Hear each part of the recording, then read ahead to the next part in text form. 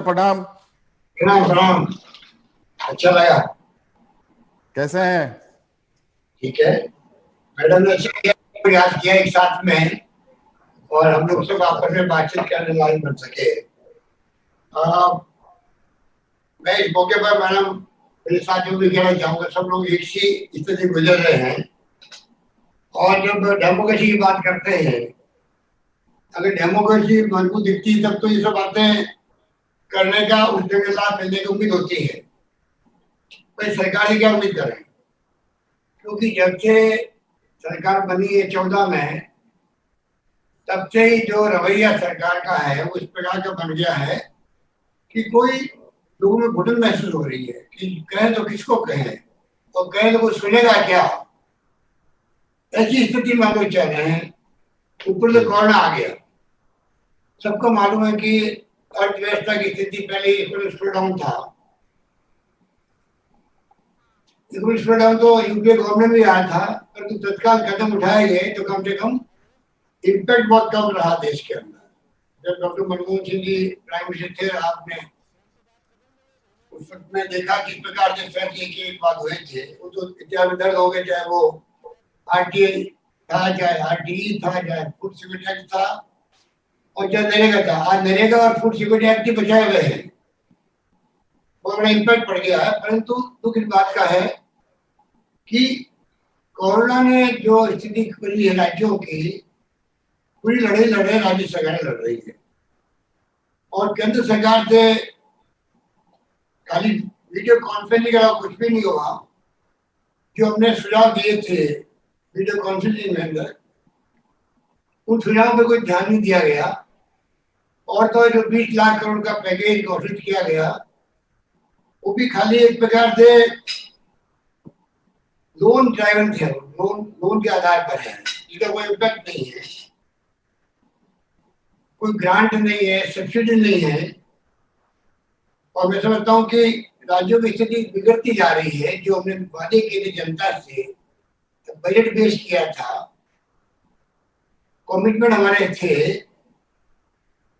सबको मालूम है कि इसके कारण से रेवेन्यू 40% मुश्किल से रह गई है राज्यों की। और बिना केंद्र के सहयोग से राज्य सरकारें जो कमिटमेंट पूरा कर नहीं सकती। हमें अपने बजट जो बनाया हुआ है उस पर कटौती करनी पड़ रही है, ऑस्टेरिटी मेजर्स हम अलग उठा रहे हैं। लॉकडाउन लंबे समय तक चला, उसके कारण भी स्थिति बिगड़ गई। सब जगह दुकान हो, व्यापार हो, इंडस्ट्री हो, सब बंद हो गए। वक्त लगेगा कि श्रमिकों के अलग प्रॉब्लम्स हैं, रेवेन्यू रिकवर होने में वक्त लगेगा। तो तमाम मेरे पूर्व साथियों ने जो बातें बनाई है, वो हकीकत में है कि आज जीएसटी जो वादा किया हुआ केंद्र सरकार का, आज हमारे स्टेट में करीब 6,990 करोड़ रुपए बकाया हो गए हैं, और उसका कोई जवाब नहीं है। कोई हमने 25-30 लेटर लिखे होंगे प्रधानमंत्री जी को, जवाब आते नहीं है वहां से। अगर कोई मुख्यमंत्री पत्र लिखे जो जवाब ही नहीं आए, तो हम फिर क्या उम्मीद कर सकते हैं सरकार। जो वादे किए गए थे जीएसटी को लेके, वो पूरे हो नहीं रहे हैं। हम तो मांग कर रहे थे 5 साल और बढ़ाया जाए। मांग किससे करें जब जो अभी जीएसटी मिलनी चाहिए हमें मंथली, वो भी नहीं मिल पा रही है। हमने मांग की थी कि बोरोइंग जो मिलती है, जो हमारे संविधान में लिखा हुआ है, जीडीपी का हम चाहते थे 3% की बजाय 5% मिले स्टेट जीडीपी का। एलो किया, पर सरकार ही लगा नहीं, जो सरकार कभी पूरी नहीं हो सकती। हमने सिंपल मांग करी मॉनिटरिंग की कि राज्य सरकार में जो कर्जे हैं भारत सरकार की एजेंसियों के, पावर फाइनेंस कॉर्पोरेशन है या अन्य एजेंसियां हैं, खाली 6 महीने का मॉनिटरिंग चाहिए, उसकी परवाह नहीं करी गई। आरबीआई देती है वेज लिमिट्स में एडवांस देती है, हमने कहा खाली ब्याज मुक्त कर दो कोरोना के अंदर, उसकी परवाह नहीं की गई। अभी स्थिति ऐसी बन गई राज्यों की कि लिक्विडिटी की प्रॉब्लम आने लग गई। किस प्रकार हम तनख्वाह चुकाएंगे टाइमली, वो सवाल हमारे सामने खड़ा है। और तो जो सीएसएस की स्कीम होती है, सेंट्रल स्पॉन्सर्ड स्कीम, उसमें जो पहले फॉर्मूला था वो बदल दिया गया। जो पहले आराम से पैसा मिलता था तो हम भी अपना पैसा लगा करके खर्च करते थे, अब उन्होंने जो फॉर्मूला बदला है वो निर्वेश कर दिया है। उससे और ज्यादा मुसीबत पैदा हो गई कि राज्यों में सीएसएल के काम जो है वो हो नहीं पाएंगे। और तो और जो हिस्सा मिलता केंद्रीय करों में हमें, मृत्यु के कहते हुए कि उसमें इस एक महीने में 800 करोड़ की कमी आ गई, एक महीने के अंदर। तो सोच सकते हैं अगले महीनों में क्या होगा। तो चारों ओर से हम लोग घिरे हुए हैं और सरकार को तो परवाह इन बातों की है नहीं। सरकार को परवाह है सरकारें गिराए कैसे। जैसे उन्होंने कर्नाटका में खेल खेला, मध्य प्रदेश में खेल खेला, राजस्थान की बारी आपके आशीर्वाद से बच गए हम लोग। पर जो सुनते रहते हैं कि महाराष्ट्र हो, चाहे वो छत्तीस अपने झारखंड हो, चाहे वो कोई राज्य हो, उनकी बारी कैसे लगे। जब हम ये बातें सुनते हैं तो आप सोच सकते हैं कि इसमें क्या होगा। इन स्थिति में हम लोग चाह रहे हैं जो बहुत ही चिंता का विषय बना हुआ है। मैडम, सरकार को परवाह नहीं है कि चाहे कितने एक्सपर्ट कोई बात कह दे देश के अंदर, इकोनॉमिस्ट कुछ भी कह दे, आरबीआई के गवर्नर है वे कुछ भी कह दे, और तो पीएम के जो एडवाइजर थे इकोनॉमिक के, उनकी अपनी राय आ गई। पर फिर भी सरकार को कोई चिंता ही नहीं है, कुछ पता नहीं। आर्थिक व्यवस्था को लेके लोगों को विश्वास ही खत्म हो गया। सरकार कोई उसके बारे में विचार नहीं कर रही कि सोच भी नहीं कि क्या होगा राज्यों का। स्थिति बड़ी विकट होते जा रही है और हर फैसले उल्टे हो रहे हैं। पेट्रोल डीजल के दाम, मेरे पास आंकड़े हैं किस प्रकार से एक्साइज ड्यूटी बढ़ाई जा रही है, लगातार सेस और सरचार्ज बढ़ाए जा रहे हैं और $115 प्रति बैरल से लगा करके $19 पे आ गए। तभी लगातार प्राइस बढ़ रही है। पूरा पहले केंद्र सरकार ले रही है, डिविजनल पूल जो होता है राज्यों को मिलने वाला, उन पर कटौती हो रही है। इस प्रकार से स्थिति बन गई है। तो ये स्थिति में हम लोग चल रहे हैं और कोरोना में जो काम किया वो बेमिसाल किया राज्य ने, इसमें कोई दो राय नहीं। आपके आशीर्वाद से हम लोगों ने भी यहाँ पर सोशल कमिटमेंट भी पूरा किया, हेल्थ एक्सचेंज से बढ़ाया हम लोगों ने। और आज स्थिति है कि राजस्थान वो राज्य जहाँ पर पॉजिटिविटी की रेट जो है 3.38% है, और जो सबसे अच्छी रेट है यहाँ पर।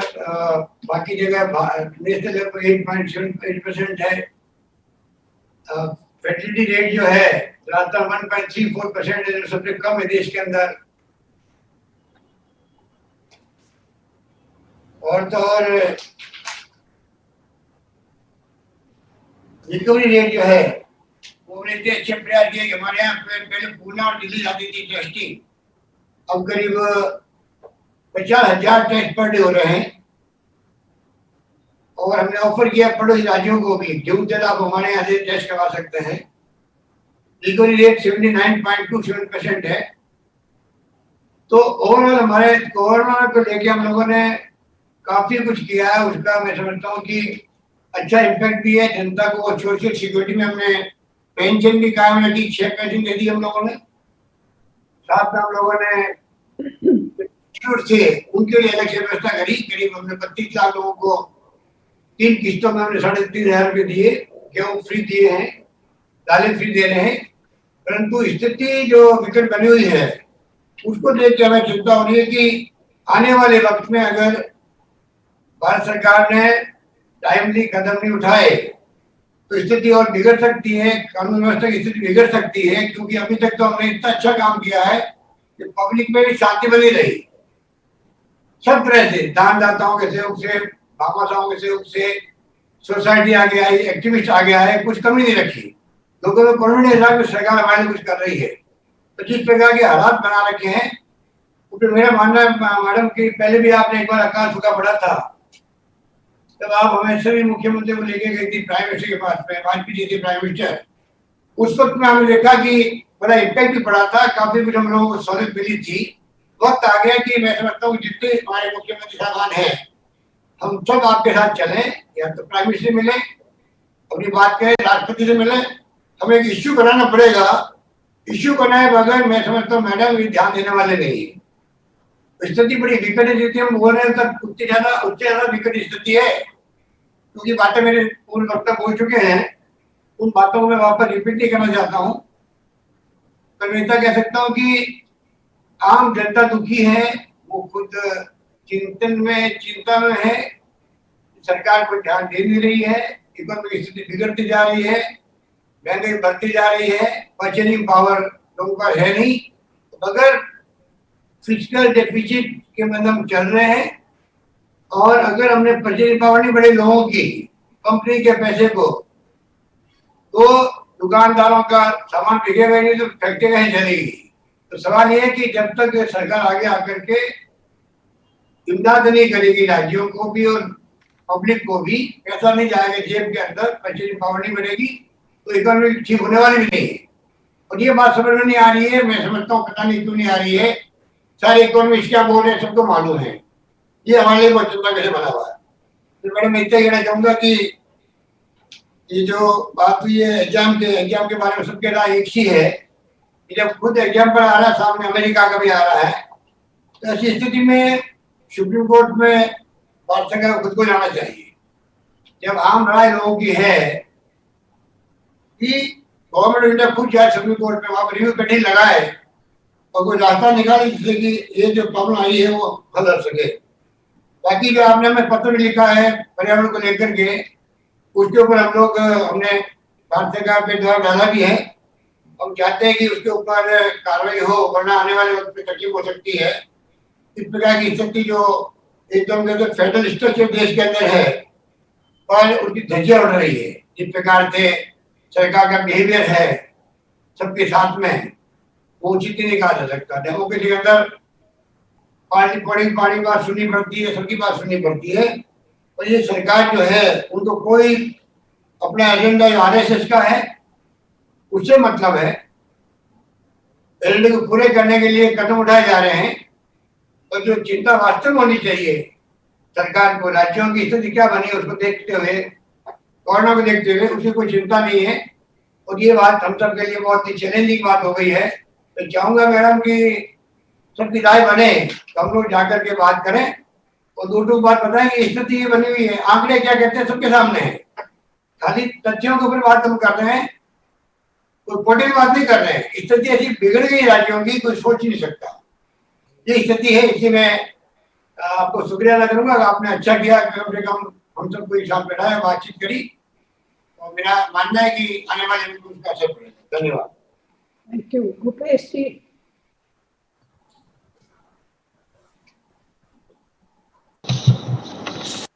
आदरणीय सोनिया जी, आदरणीय ममता जी, आदरणीय कैप्टन साहब, गहलोत साहब, ठाकरे जी, सोरेन साहब, बहुत सही समय में आपने ये बैठक की है, इसके लिए मैं आपको बधाई देता हूं।